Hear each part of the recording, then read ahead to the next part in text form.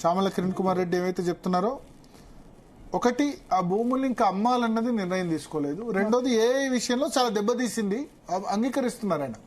High command దగ్గర కూడా దెబ్బతీసింది. But నాకు తెలిసిందంటే మొన్న అహ్మదాబాద్ లో, గుజరాత్ లో ప్లీనరీ జరిగింది, కాంగ్రెస్ పార్టీ ఏఐసిసి మీటింగ్ జరిగింది. అందరు నేతలకు కూడా ఇక్కడ మీటింగ్ 2 days జరిగింది కదా. సో అక్కడ ముఖ్య నేతలందరినీ కూడా తెలంగాణ నేతలు కలిసి వివరించినట్టుగా తెలుస్తుంది. రాహుల్ గాంధీ కానీ మిగతా వాళ్ళకి కానీ వాళ్ళ ఇక్కడ ఏం జరిగింది, ఎగ్జాక్ట్ గా జరిగింది ఏంటి, బయట ప్రొజెక్షన్ ఏం జరిగింది, ఆర్టిఫిషియల్ ఇంటెలిజెన్స్, అన్నిటి కూడా నేతలు వివరించినట్టుగా తెలుస్తుంది. అంటే హైకమాండ్ కూడా ఇప్పుడు ఇక్కడ జరిగిన దానిలో మీనాక్షి నటరాజన్ సడన్ గా వచ్చి ఆమె సెక్రటేరియట్ లో రివ్యూ మీటింగ్ పెట్టి ఈ జరిగిన పరిణామాల పట్ల కూడా కొంత ఉంది. బట్ ఏదైనా కేటీఆర్ ఈ విషయంలో ఇన్ డెప్త్ రీసెర్చ్ చేస్తున్నారు ఆయన. ఇప్పుడు ఎందుకంటే ఇక్కడ హెచ్సియు ల్యాండ్ వ్యవహారంలో ఏ పార్టీ స్టాండ్ ఏంటనేది కూడా ఒక స్పష్టత రాకపోవడం ఎలా చూడొచ్చు? ఈ పార్టీలు ఏ విధంగా ఉంటాయంటే చెప్తున్నా, అధికారంలో ఒక విధంగా ఉంటాయి, ప్రతిపక్షంలో ఒక విధంగా ఉంటాయి. భూముల అమ్మకాలైనా ఎన్విరాన్మెంట్ అయినా ప్రతిపక్షంలో ఉంటే అద్భుతం. అటవీ, పర్యావరణం, ఎన్విరాన్మెంట్ చాలా అద్భుతంగా గుర్తుకొస్తాయి. నేను బీఆర్ఎస్ అనట్లేదు, కాంగ్రెస్ అనట్లేదు.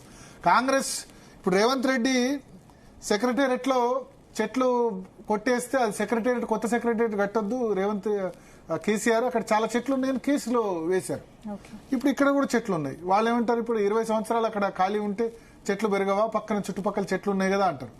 సో పర్యావరణం మీద ప్రతిపక్షంలో ఉంటే ఎక్కువ ప్రేమ పుట్టుకొస్తుంది. అది కాంగ్రెస్ అయినా బీఆర్ఎస్ అయినా.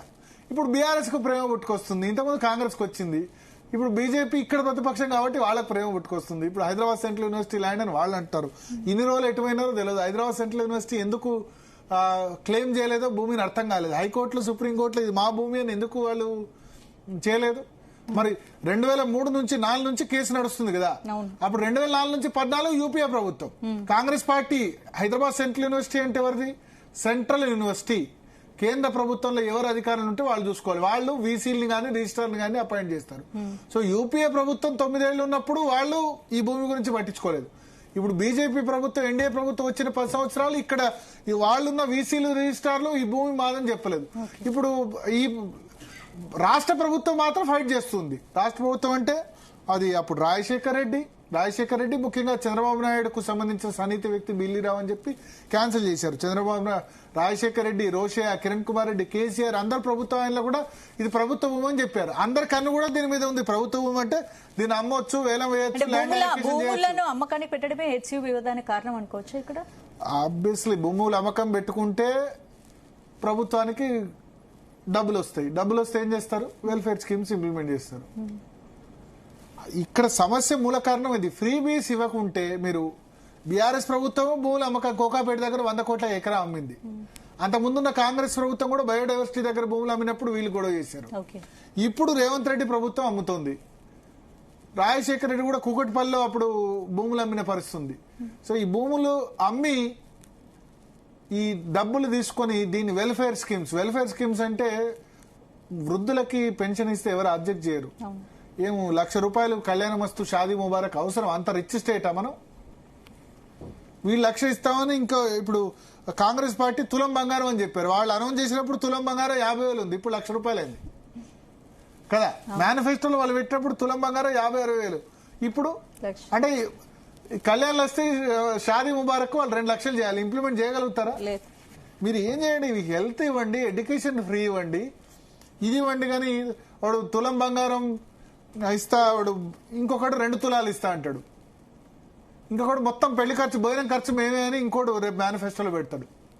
5 లక్షల్లో చేసుకోండి, పెళ్లి చేసుకోండి. ఎందుకంటే ఇప్పుడు నమ్మడం కాదు, జనాలు కూడా దానికి అడిక్ట్ అవుతున్నారు. ముందు జనాలది తప్పంట. నేను ఈ ఫ్రీ బీస్ ని ఫస్ట్ ఏంటంటే మిడిల్ క్లాస్, ఇక్కడ ఎవరైతే ట్యాక్స్ పేయర్ ఉన్నాడో ట్యాక్స్ పేయర్ అలర్ట్ కానంత కాలం ఇది జరుగుతూనే ఉంటుంది. ముందు ట్యాక్స్ పేయర్స్ అలర్ట్ అయ్యి, ట్యాక్స్ పేయర్స్ అంటే ఇవాళ రేపు అందరు ఇన్కమ్ ట్యాక్స్ పరిధిలో, లేకపోతే నాట్ ఓన్లీ ఇన్కమ్ ట్యాక్స్. మీరు లిక్కర్ తాగుతున్నారా, ఆల్కహాల్ డ్రింక్ చేస్తే మీరు కూడా స్టేట్ రెవెన్యూ కంట్రిబ్యూట్ చేస్తున్నారు. మీ డబ్బుల్నే రాష్ట్ర ప్రభుత్వం ఖర్చు పెడుతుంది. మీరు జీఎస్టీ ఒక చిన్న పెన్నో పేపరో కొంటే దీనికి జీఎస్టీ వస్తుంది. ఇది ఎవరిది? రెవెన్యూ. ఈ రెవెన్యూ కూడా రాష్ట్ర ప్రభుత్వానికి, కేంద్ర ప్రభుత్వానికి పోతుంది కదా. సో ట్యాక్స్ పేయర్ ఎవరైతే ఉన్నారో వాళ్ళు అలర్ట్ అయ్యి నా ట్యాక్స్ సొమ్ము మంచి వాటికి ఖర్చు పెట్టాలి. వెల్ఫేర్ స్కీమ్స్ వద్దనం. వృద్ధులకు పెన్షన్ ఇవ్వండి, వికలాంగులకు పెన్షన్ ఇవ్వండి, వితంతువులకు పెన్షన్ ఇవ్వండి, ఎవరు వద్దన్నారు? 2,000 కాదు 3,000 ఇవ్వండి. ఈ లక్షలు 10 లక్షలు ఇవ్వడం ఎంతవరకు కరెక్ట్? రుణమాఫీ బదులు మద్దతు ధర ఇవ్వండి రైతుకు మద్దతు ధర. ఇప్పుడు వరి క్వింటాల్ 2,000 అవుతుంది, 3,000 రూపాయలు మీరు అనౌన్స్ చేయండి. సన్నాలకి ఇప్పుడు వీళ్ళు 500 అనౌన్స్ చేశారు. 500 కాకుండా అంటే పండించిన వాడికి బెనిఫిట్ ఇవ్వండి. సో అట్లా చాలా ఫ్రీబీస్, తప్పుడు ఫ్రీబీస్ ఉన్నాయి. ఇంకా వీళ్ళ ఆడపిల్లలకి స్కూటీలు ఇస్తాం, ల్యాప్టాప్లు ఇస్తాం, ఇవి ఇస్తాం, అవి ఇస్తాం అని చెప్పారు. చదువుకునే వాళ్ళకి ల్యాప్టాప్ ఇచ్చిన తప్పలేదు, దానిలో నో ప్రాబ్లం. హెల్త్ ఇవ్వండి, ఫ్రీ హెల్త్ ఇవ్వండి, ఫ్రీ ఎడ్యుకేషన్ ఇవ్వండి, ఫ్రీ ఇన్సూరెన్స్ ఇవ్వండి. కానీ ఏంది ఇది? దీన్ని ట్యాక్స్ పేయర్స్ ఒక రిజల్యూషన్ తీసుకొని వాళ్ళు ఏం చేయాలంటే, మేము ఫ్రీబీస్ ఇచ్చిన పార్టీస్కి ఓటేయమని మిడిల్ క్లాస్ అంతా ఏకమైతే తప్ప ఇదే విధంగా కంటిన్యూ అవుతాయి. ఇది ఎక్కువ, ఈ పాపులిజం సౌత్ ఇండియాలో చాలా ఎక్కువ ఉంది. తమిళనాడు, తెలంగాణ, కర్ణాటక, అక్కడ 6 గ్యారంటీస్, 5 గ్యారంటీస్, ఇటువంటి ఈ గ్యారంటీస్ ఇచ్చే నేను ఓన్లీ కాంగ్రెస్ పార్టీని అనట్లేదు ఇక్కడ. 6 గ్యారంటీస్ అంతకుముందున్న బీఆర్ఎస్ కూడా ఇచ్చింది ఫ్రీబీస్ కదా. కళ్యాణ్ లక్ష్మి, షాదీ ముబారక్ ఇది మొదలుపెట్టింది వాళ్ళే కదా. వాళ్ళ పెన్షన్ వీళ్ళు 4,000 ఇస్తామంటే బీఆర్ఎస్ 5,000 ఇస్తామంది. వాళ్ళు ఇవ్వందల్లా రుణమాఫీ ఒక విడత చేయము, రుణమాఫీ చేయమని చెప్పారు. కానీ మిగతా అన్ని అమలు చేస్తా ఉన్నారు. రైతు బంధు 10,000 నుంచి 15,000 చేస్తా ఉన్నారు, వీళ్ళు 16,000 చేస్తా ఉన్నారు. ఎక్కడి నుంచి వస్తాయి పైసలు? బీఆర్ఎస్ అన్ని పథకాలు అమలు చేసింది. అవును, వాళ్ళు మేనిఫెస్టోలో చెప్పని కూడా చేశారు. సరే చేశారు, కానీ అవి ఆ రాష్ట్ర ఆర్థిక పరిస్థితి ఎక్కడి వరకు వెళ్ళింది? ఉద్యోగులకు జీతాలు ఇవ్వలేని సిచ్యువేషన్, బ్యాంకుల దగ్గర వాళ్ళ దగ్గర తాకట్టు పెట్టుకునే పరిస్థితి. దీనికి దోషులు ఎవరంటే దీనికి అంతు అది ఉండదు. నేనేమంటానంటే, మీరు ఈ మాటలు వింటున్న ప్రజలు, అల్టిమేట్ గా మిడిల్ క్లాస్ ప్రజలు, అప్పర్ మిడిల్ క్లాస్ ప్రజలు ఫ్రీబీస్ని వద్దని నా వ్యక్తిగత అభిప్రాయం నేను చెప్తున్నా. నా వ్యక్తిగత అభిప్రాయం కాదు, జీ తెలుగు న్యూస్ అభిప్రాయం కూడా. We are against for freebies. ఉచిత పథకాలు అన్నిటికి కాదు, కూడు గూడు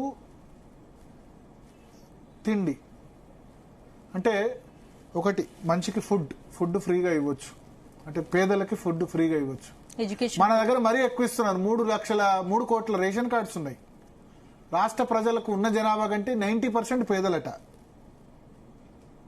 ఒకటి. తర్వాత గూడు అంటే ఎగ్జాంపుల్, ఇల్లు లేని వాళ్ళకి ఇల్లు కట్టాలి, నిల్వ నీడ లేకుండా ఉన్న వాళ్ళకి ఇల్లు కట్టాలి. దానికి ఎవరు వ్యతిరేకం కాదు. ఇందిరమ్మ ఇల్లు అని రాజశేఖర రెడ్డి కట్టాడే, డెఫినెట్ గా. డబుల్ బెడ్రూమ్ ఇల్లు అని బీఆర్ఎస్ కట్టింది, దాన్ని ఎవరు వ్యతిరేకించారు. వెల్ఫేర్ అంటే ఆ విధంగా ఉండాలి. ఇల్లు లేని వాళ్ళకి ఇల్లు కట్టివ్వడం తప్పు కాదు. ఇల్లు లేని నిరుపేదలు ఇంకా కూడా ఉన్నారు. 70 సంవత్సరాలు స్వతంత్రం అయ్యి ఇంకా సొంత ఇల్లు లేని పేదలు చాలా మంది ఉన్నారు. వాళ్ళకి ఇల్లు కట్టివ్వండి, దాన్ని మేము సమర్థిస్తాం. ఫుడ్ పెట్టండి, ఆహార భద్రతా చట్టం ఉంది. 70% మంది జనాభాకి ఇంకా తినడానికి తినలేదు, దానికి ఇబ్బంది లేదు. ఫ్రీ హెల్త్ ఇవ్వండి, ఆరోగ్యశ్రీ లాంటి స్కీమ్ చేయండి, తప్పలేదు. మీరు బంగారం ఫ్రీ ఇస్తా, లేకపోతే ఇది ఇస్తా అది ఇస్తా అంటే ఎట్లా? ఒక్కొక్కళ్ళకి 5 లక్షలు ఇస్తా ఫ్రీగా. ఇవి చాలా తప్పుడు స్కీమ్స్. వీటి మీద ప్రజలు ఉద్యమించకపోతే ఈ రాష్ట్రాన్ని, ఈ దేశాన్ని శ్రీలంకనో ఇంకేదో దేశం ఆ విధంగా చేస్తారు. ఈ రాజకీయ నాయకులు అంతా ఇంతే. వీళ్ళేంటంటే వీళ్ళు ఎలక్షన్లో గెలిచేందుకోసం మేము వాళ్ళ జేబులోంచి ఇవ్వట్లేదు. ఇదేం రాజశేఖర రెడ్డి జేబులోంచి ఇవ్వలేదు, చంద్రబాబు నాయుడు జేబులోంచి ఇవ్వలేదు, జగన్ జేబులోంచి ఇవ్వలేదు, కేసీఆర్ జేబులోంచి ఇవ్వలేదు, రేవంత్ రెడ్డి కూడా జేబులోంచి ఇవ్వట్లే. మీ సొమ్మని ప్రజలు గ్రహించాలి. ముఖ్యంగా మిడిల్ క్లాస్ ఎవరైతే ట్యాక్స్ కంట్రిబ్యూట్ చేస్తున్నారో, ముఖ్యంగా లిక్కర్ కోసం. ఎందుకంటే లిక్కర్ రెవెన్యూ మీద 2 రాష్ట్రాలు ఆధారపడుతున్నాయి. లిక్కర్ తాగుతున్న వాళ్ళు కూడా మీరు తాగేదాని కాస్ట్ కేవలం 20-30 రూపాయలు, కానీ మీ దగ్గర 100 రూపాయలు వసూలు చేస్తున్నారు. అది గుర్తుంచుకోవాలి. ఆ డబ్బు ఎక్కడికి పోతుందన్నో చూడాలి. సో ఫ్రీ బీస్ వ్యతిరేక ఉద్యమం, మేము ఫ్రీ బీస్ అనౌన్స్ చేసిన రాజకీయ పార్టీకి ఓటేయమంటే అప్పుడు కొన్ని రాజకీయ పార్టీలు కూడా ఆలోచిస్తాయి. నాదేం పోతుంది అనుకోవద్దు, మీ జేబులోంచే పోతుంది. మీ జేబులోంచి మంచి రోడ్ వేయించండి, మంచి హెల్త్ ఇవ్వండి, మంచి ఎడ్యుకేషన్కి ఇవ్వండి. ట్యాక్స్ పేయరు ఎవరైతే ట్యాక్స్ కడుతున్నాడో తనకి అధికారం ఉండాలి ఏ విషయంలో ఖర్చు పెడుతున్నామని. సో అది జరుగుతూనే మంచిది. హైదరాబాద్ సెంట్రల్ యూనివర్సిటీ ల్యాండ్స్ కూడా అంతే. సో ఈ హెచ్యూ వివాదానికి అయితే ఎప్పుడు ఫుల్ స్టాప్ పడే అవకాశం ఉందండి? ఫుల్ స్టాప్ ఏం అంత ఈజీ కాదు, ఎందుకంటే already it's in supreme court. సుప్రీంకోర్టులో ఇప్పుడు సెంట్రల్ ఎంపవర్డ్ కమిటీ 16వ తేదీలోపు రిపోర్ట్ ఇవ్వాలి. ఓకే. ఇచ్చిన తర్వాత నిర్ణయం తీసుకోవాలి. ఒక్కసారి లీగల్ గా ఎన్విరాన్మెంట్ మరి ఇప్పుడు ఈ సుప్రీంకోర్టు ఏర్పాటు చేసిన ఇప్పుడు కమిటీకి పార్టీలు ఏం చెప్పారు? నేను చెప్తున్నా, ఒక్కసారి ఎన్విరాన్మెంట్ హర్డిల్ వచ్చిందంటే ఈజీ క్లియర్ కావడం అంత ఈజీ కాదు. ఓకే. అమెరికాలో ఇప్పుడు ట్రంప్ టారిఫ్స్ ఎందుకు వివాదం? ట్రంప్ అమెరికన్ కంపెనీస్ అన్ని వచ్చి చైనాలో అమెరికాలో ఎందుకు పెట్టుబడులు పెడుతున్నాయి?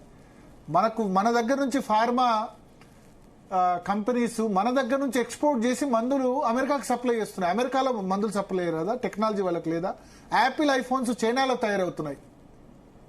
ఇవాళ ఇండియాలో వీళ్ళు మన కొంగర్ కలాన్లో కూడా ఫ్యాక్స్కాన్ కంపెనీ పెట్టింది. ఫ్యాక్స్కాన్ అంటే యాపిల్ విడి భాగాలు ఇవన్నీ తయారు చేసేది.